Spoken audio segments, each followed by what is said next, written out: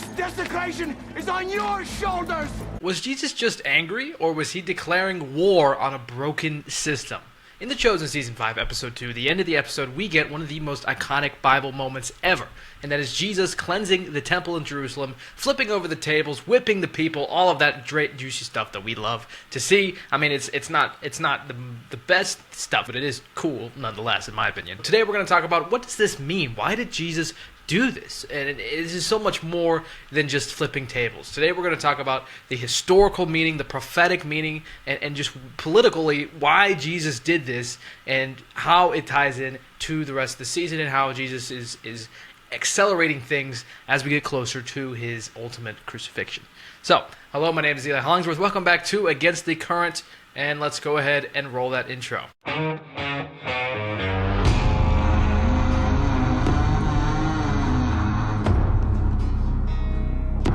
We actually get this happening in all four of the Gospels, Matthew, Mark, Luke, and John. And the difference is, in Matthew, Mark, and Luke, they place it at the end of Jesus' ministry, whereas John places it at his beginning. It's in Matthew chapter 21, Mark chapter 11, Luke chapter 19, but it's in John chapter 2. Interesting enough, and some scholars debate whether or not this was two separate events or just one cleansing, on the difference in tone that's in the two of these, because in John it happens directly after the wedding at Cana, which is very interesting. D.A. Carson suggests that it's two cleansings and they're plausible, but we're not totally sure, which is interesting. I think John might have just placed it at the beginning of his gospel. I don't really know why. But in the book of Matthew, we get it in verses 12 through 17 here, which is, Jesus entered the temple, drove out all who sold and bought in the temple, and he overturned the tables of the money changers and the seats of those who sold pigeons. He said to them, "It is written, my house shall be called a house of prayer, but you make it a den of robbers." This is a reference to Jeremiah 7. And the blind and the lame came to him in the temple, and he healed them. So in Matthew, it says that he just healed people directly after this. And then the chief priests and scribes saw the wonderful things that he did, and the children crying out in the temple, "Hosanna to the Son of David." They were indignant, and they said to him, "Do you hear what these people are saying?" He said to them, "Yes, you have never read, out of the mouth of infants and nursing babies you have prepared praise." And he, leaving them, went to the city of Bethany and lodged there. And in Mark 11, we get the cleansing of the temple. It is not written, my house shall be called a house of prayer for the nations. You've made it a den of robbers. Luke, he says the same thing. And in John, he does not say, nope, he says the same thing. Actually, in John, we get an interesting thing because Jesus was actually declaring himself to be the new temple, as we'll talk about in a second, when he says, "Destroy this temple, and in 3 days I will raise it up," referring to his own body. And obviously here Jesus was referencing a couple of prophecies as he drove out the temple, and there's just so much that goes into why Jesus flipped over the tables. But the main point here is, "My house shall be called a house of prayer, and you make it a den of robbers." This is quoting Isaiah 56:7 and Jeremiah 7:11. So in Jeremiah 7:11 it says, "Has this house, which is called by my name, become a den of robbers in your eyes? Behold, I myself have seen it, declares the Lord." And he was talking about just the debauchery and the evil that was going on in Israel at this time that the Lord was speaking to Jeremiah. Now, what was happening in the temple at this time that was making Jesus so angry? The temple had become economically exploitative. There was so much monetization going on, and this was the time of Passover. So there was over 1 million people in the city of Jerusalem at this time for this week, because they all traveled to Jerusalem to celebrate this holiday of the Israelites being delivered out of Egypt from their time in slavery. Now, the money changers, they exchanged Roman coins with pagan imagery for temple-approved shekels.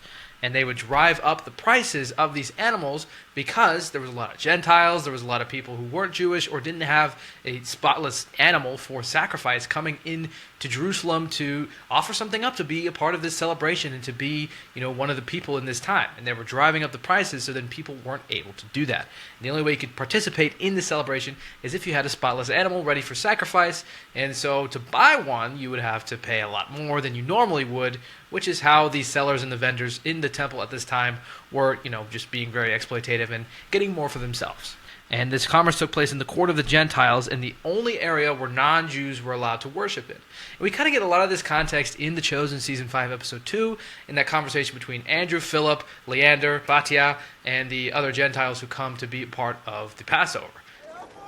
Whoa. They're kind of explaining this to them, and I know that some of my other fellow chosen YouTubers like Brandon Snipe or David Tate, they didn't love this scene because it felt very dialogue heavy, and when you watch it... Does Jesus approve of all this? It isn't in keeping with the spirit of what he taught us in the Decapolis. He says he did not come to do away with the law, but rather to interpret it fully. Yeah, I mean, it does feel like, the characters are just kind of explaining this to the audience. But as someone like me who's a casual viewer and didn't go to, like, seminary or any kind of schooling for this kind of thing, it was interesting to learn. And yeah, the scene pretty much exists to be a dialogue exposition dump of, like, oh, these are the rules of the temple. But, like, I mean, it's kind of important to understanding, and so I can see why this was included in the show, and why this is, necessary for the general viewers like us who are like, oh, well, I didn't know that. I didn't know the context. So, and that's kind of part of what the show is doing, is giving you the context. So, I wasn't mad about it, but yes, is it purely just an exposition dump? Totally. I totally get that. Sounds of prayer and worship to my father. Your father? Now I can't hear worship because of animal sounds. And all of you arguing over prices, which sound about the same. But Jesus was not angry about sacrifice. He wasn't angry about people offering up animals to God and as a sacrifice for Passover. He was angry about the worship that had been blocked by greed and nationalistic gatekeeping. Now, was Jesus angry when he turned over the tables? The answer is yes, Jesus was angry. Now, was this sinful? Absolutely not. Ephesians 4:26 says, "Be angry and do not sin." There is a way to be angry in a way that is righteous. And of course, we know that Jesus didn't sin at all, so he was very much righteous in his anger here.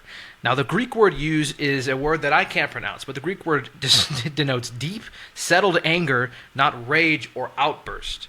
So what made Jesus' anger holy? He was not impulsive. It wasn't like he just ran into the temple and saw what was happening and just pulled out a whip and started driving people out. As we see portrayed in The Chosen, in episode 1, he actually stands on the rooftop and watches all of this going on and is deeply saddened by it, to the point where he goes home to the house where they are staying, in Phoebe's house, and he actually makes a whip out of the donkey bridle that was passed down to him by his father, as portrayed in The Chosen.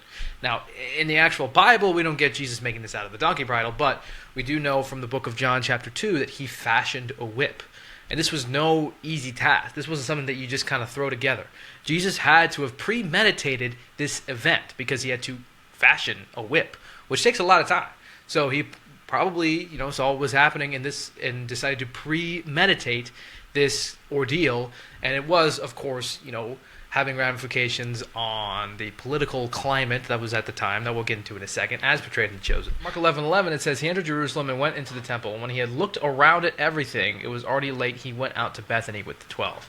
So then this is all, as denoted in Mark, happening on the following day. So he actually saw this first, and then the next day he came and drove out the people in the temple. It was targeted at injustice and not for his own personal sake.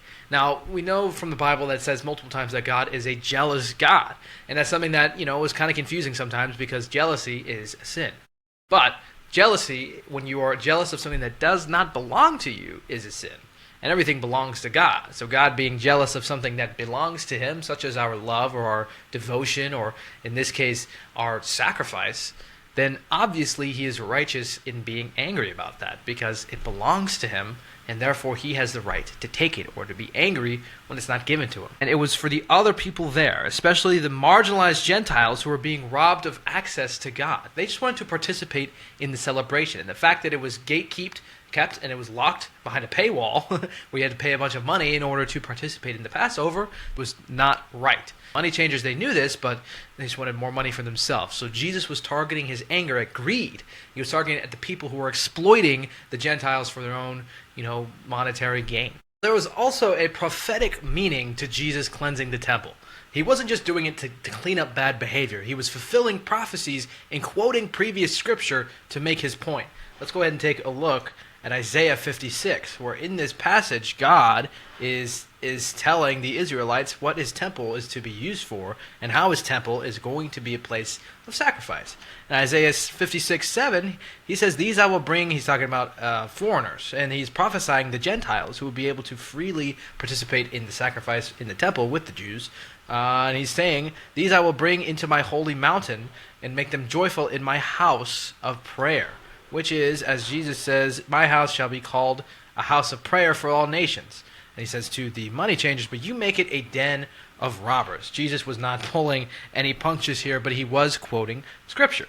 Now, he quotes Jeremiah 7 as well, where God was saying to the Israelites in the temple was corrupt. At this time, as we already read, it's become a den of robbers. He was quoting Scripture. In Matthew 21, he actually curses a fig tree just before this, which is a symbolic image of the fruitlessness of Israel. He drives out the buyers and the sellers, not just bad actors, but the entire corrupted system. That's what Jesus was attacking here. He wasn't attacking the people. He wasn't attacking the sacrifice. He was attacking the corrupt money changers, and he was referencing prophecy and fulfilling prophecy as to why this is such a corrupt thing that was going on and why God was very upset with this. This was also kind of, maybe scholars argue, symbolically Jesus announcing the end of the Second Temple era, which would happen in 70 AD when the temple is destroyed.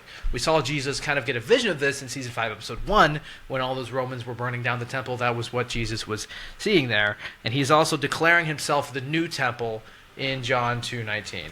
Yeah, destroy this temple in 3 days, I will raise it up. He was referring to himself. And kind of saying that this temple is corrupt and it's dead. I am the new temple because I am the way, the truth, and the life.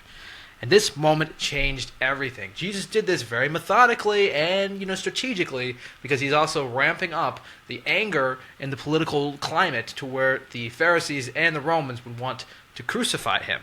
The temple, it was public, it was prophetic, and political, because this moment crystallized Jesus as a threat to both Rome and the Sanhedrin. He was causing a public commotion, which Rome didn't like, and he was upending the business that was happening in the temple, which the Sanhedrin didn't like. And it escalated his arrest timeline, which is a direct challenge to both economic and religious authorities. Now we're going to see the aftermath of Jesus cleansing the temple from his disciples and from the Pharisees and from Rome in the next episode, episode 3. In the aftermath that happens in the Bible is he teaches and he heals the blind and the lame immediately after.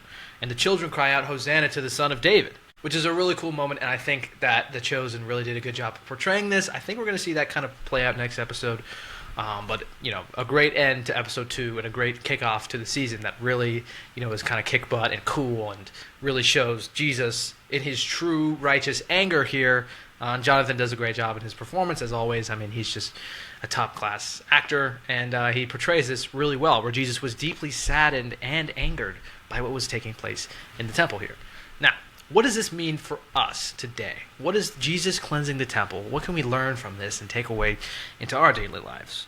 Well, what would be happening in your church or in your life that Jesus might want to overturn? Or what has he overturned in the past? I mean, there's so much greed and exploitation in our modern world, and maybe you can just think about what would Jesus think of some of the things that are happening.